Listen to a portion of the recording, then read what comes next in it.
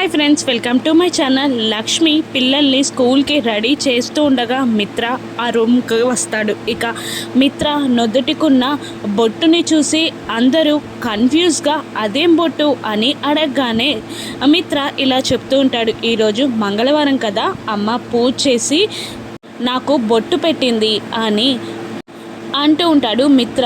ఓహో అవునా, నానమ్మ దగ్గర మేము కూడా బొట్టు పెట్టించుకుంటాం అంటూ పిల్లలు రూమ్ నుండి బయటికి పరిగెడతారు. ఇక లక్ష్మి మిత్రాని చూసి నేను కూడా పూజ చేసి బొట్టు పెట్టుకుంటాను అని లక్ష్మి అంటూ ఉంటుంది. దూరం నుండి మనీషా దేవయాని ఇదంతా గమనిస్తూనే ఉంటారు. ఇక మిత్ర లక్ష్మిని ఇలా అంటూ ఉంటాడు, నువ్వు బొట్టు పెట్టుకోవడానికి అక్కడి దాకా వెళ్ళాల్సిన అవసరం ఏంటి అని అంటూ లక్ష్మికి దగ్గరగా జరిగి తన నొదుటున నా సింధూరం లక్ష్మి నొదుటున అంటేలా లక్ష్మి ముఖానికి తన ముఖాన్ని ఆనించి నుదిటిన బొట్టు పెడతారు లక్ష్మికి మిత్ర. అది చూసి మనీషా కోపంతో రగిలిపోతూ ఉంటుంది.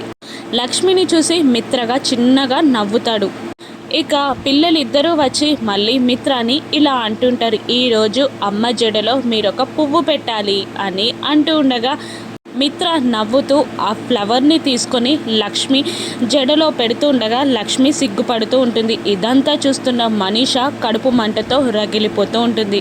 మిత్ర లక్ష్మిల ఆనందాన్ని చెడగొట్టడానికి మళ్ళీ మనీషా ఏం ప్లాన్ చేస్తుంది, మళ్ళీ ఎలా బోల్తా పడుతుందో రాను ఎపిసోడ్స్లో చూద్దాం. Thank you for watching.